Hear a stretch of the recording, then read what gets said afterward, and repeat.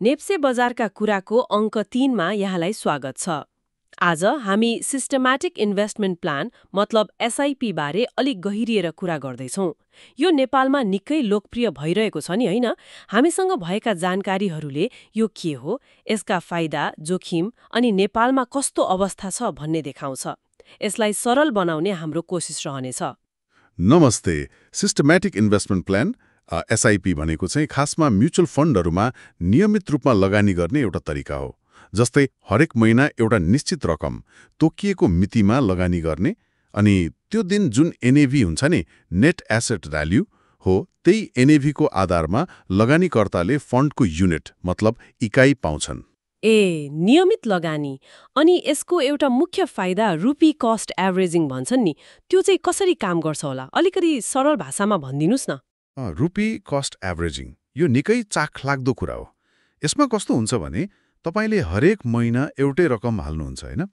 अब बजार घट्यो मतलब न्याभ कम भयो भने त्यही पैसाले तपाईँले अलि धेरै इकाइ किन्न पाउनुहुन्छ। अनि जब बजार बढ्छ, न्याभ बढी हुन्छ, त्यति बेला त्यही पैसाले थोरै इकाइ आउँछ। उदाहरणको लागि मानौ मासिक रुपियाँ 2000 लगानी गर्नुभयो, न्याभ रुपियाँ 20 हुँदा 100 इकाइ आयो। तर अर्को महिना न्याभ घटेर रुपियाँ 16 भयो रे, त्यही रुपियाँ 2000ले त 125 इकाइ आउने भयो। हो, यसरी लामो समयसम्म गर्दा के हुन्छ भने तपाईँको प्रति इकाइ औसत किन्ने लागत चाहिँ कम हुन जान्छ के। यसले गर्दा बजार कति बेला घट्यो कति बेला बढ्यो भनेर धेरै चिन्ता लिनु परेन। भनेपछि बजार तलमाथि हुँदा पनि एक किसिमको फाइदा नै हुने रहेछ लामो समयमा। अनि अर्को कम्पाउन्डिङको शक्ति भन्ने पनि खूब सुनिन्छ नि, त्यसले चाहिँ कसरी काम गर्छ? हो, कम्पाउन्डिङ जसलाई चक्रवृद्धि ब्याजको शक्ति पनि भन्छौँ, त्यो त अझै शक्तिशाली छ। तपाईँले एसआईपीबाट जुन प्रतिफल पाउनुहुन्छ नि, जस्तै लाभांश आयो रे, त्यो पैसा फेरि त्यही फन्डमा लगानी हुन्छ। मतलब तपाईँको सुरुको लगानीमा मात्रै नाफा आउने होइन, त्यो कमाएको नाफामा पनि फेरि नाफा थपिँदै जान्छ। यो प्रक्रिया जति लामो समयसम्म चल्यो, तपाईँको सम्पत्ति उति नै छिटो बढ्दै जान्छ। त्यही भएर जति छाडो एसआईपी सुरु गर्यो उति नै बढी फाइदा हुन्छ भन्छन् नि, त्यो कम्पाउन्डिङले गर्दा हो। त्यो त एकदमै महत्त्वपूर्ण कुरा भयो।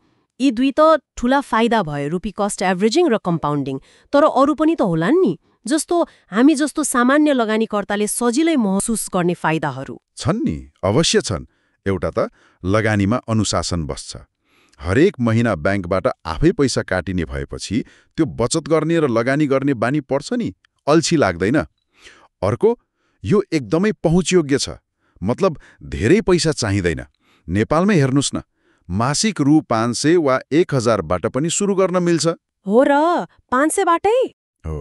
अनि प्रक्रिया पनि सजिलो छ। धेरैजसो अनलाइनबाटै फर्म भर्न मिल्छ, सेटअप गर्न मिल्छ, एकदमै सुविधाजनक।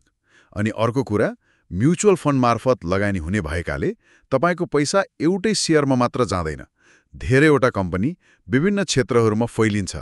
विविधीकरण भन्छौँ नि हामी, त्यसले जोखिम कम गर्छ।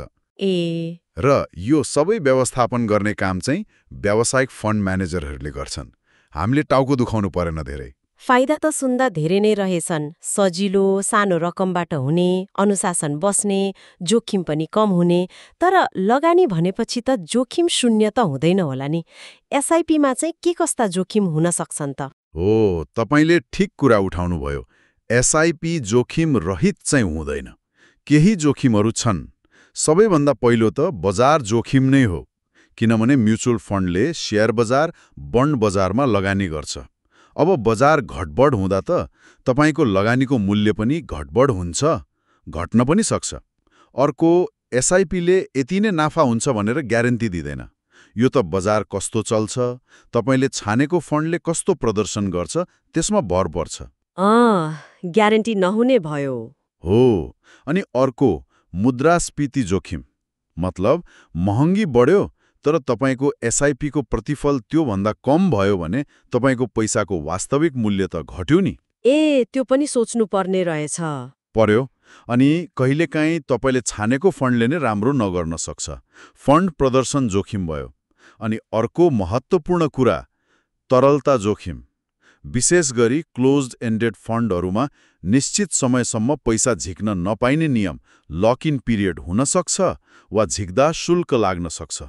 अनि त्यो रुपी कस्ट एभरेजिङको पनि सीमा छ। यदि बजार लगातार लामो समयसम्म घटिराख्यो भने त्यसले घाटाबाट पुरै बचाउन सक्दैन। जोखिमहरू पनि विचार गर्नुपर्ने खालकै रहेछन्। त्यसो भए यी जोखिमहरूलाई बुझेर कसरी लगानी गर्दा राम्रो होला? जोखिम र प्रतिफलको सन्तुलन कसरी मिलाउने? हो, यसका लागि केही कुरामा ध्यान दिनुपर्छ। पहिलो, लगानी किन गर्दै हुनुहुन्छ? तपाईँको वित्तीय लक्ष्य के हो? अनि तपाईँ कति जोखिम उठाउन सक्नुहुन्छ? हो, यही आफ्नो लक्ष्य र जोखिम क्षमता अनुसारको म्युचुअल फन्ड योजना छान्नु पर्यो। इक्विटी फन्डमा बढी जोखिम, ब्यालेन्स्डमा अलि कम, यस्तो हुन्छ। दोस्रो, एसआइपी भनेको लामो अवधिको लागि हो। छोटो समयको बजार उतार चढाव देखेर आत्तिनु भएन, धैर्य गर्नु पर्यो। तेस्रो, बेला बेलामा आफ्नो लगानी कस्तो भइरहेको छ भनेर हेर्नुपर्छ, समीक्षा गर्नु पर्यो। लक्ष्यतिर गइरहेको छ कि छैन हेर्नु पर्यो नि। ठिक हो। अनि अहिले नेपालको सन्दर्भमा कुरा गर्दा एसआइपीको अवस्था कस्तो छ? कसैले सुरु गर्न चाहेमा प्रक्रिया के हुन्छ? नेपालमा एसआइपीको चलन निकै बढ्दै गएको छ। धेरै मानिसहरूले यसमा चासो देखाइरहेका छन्। थुप्रै क्यापिटल मार्केट कम्पनीहरू जस्तै एनआइएसिया क्यापिटल, नोभेल इन्भेस्ट, कुमारी क्यापिटल, सिद्धार्थ क्यापिटल, अरू पनि धेरै छन्। उहाँहरूले विभिन्न किसिमका एसआइपी योजनाहरू चलाइरहनु भएको छ। सुरु गर्नलाई पहिलो त डिम्याट खाता चाहियो। त्यो त अहिले प्राय सबैसँग हुन्छ। त्यसपछि आफूलाई कुन म्युचुअल फन्ड योजना ठिक लाग्छ त्यो छान्ने, अनि एसआइपीको लागि आवेदन फर्म भर्ने, आफ्नो केवाइसी विवरण बुझाउने अनि ब्याङ्क खाताबाट हरेक महिना तोकिएको रकम स्वतः काटिने व्यवस्था मिलाउने। यति गरेपछि एसआइपी सुरु भइहाल्छ। सजिलै छ। भनेपछि समग्रमा हेर्दा एसआइपी एउटा अनुशासित, नियमित अनि सानो रकमबाटै लगानी सुरु गर्न सकिने राम्रो उपाय रहेछ नेपालमा। रुपी कस्ट एभरेजिङ र कम्पाउन्डिङ जस्ता फाइदाले गर्दा लामो समयमा राम्रो सम्पत्ति बनाउन मद्दत गर्ने देखियो। तर सँगसँगै बजारको जोखिम, प्रतिफल निश्चित नहुने जस्ता कुराहरूमा चाहिँ सचेत हुनै पर्यो। एकदम। र एउटा कुरा सोच्न छोड्न चाहन्छु, एसआइपीले लामो समयमा लागत घटाउँछ, त्यो ठिक हो। तर कल्पना गरौँ न, यदि बजार लामो समयसम्म मानौ 2-3 वर्ष लगातार घटिरह्यो भने के होला? तपाईँको रणनीति दीर्घकालीन भए पनि हरेक महिना पैसा हाल्दा लगानी घटिरहेको देख्दा त मनमा एक किसिमको दबाव पर्छ नि। त्यस्तो बेलामा पनि त्यो अनुशासन कायम राखिरहन कति गाह्रो होला? यो मनोवैज्ञानिक पक्ष पनि महत्त्वपूर्ण छ, होइन र? हो, त्यो पनि विचारणीय प्रश्न हो। अनुशासन र धैर्य नै चाहिने रहेछ। यतिन्जेलसम्म हामीलाई सुनिदिनु भएकोमा धेरै धेरै धन्यवाद।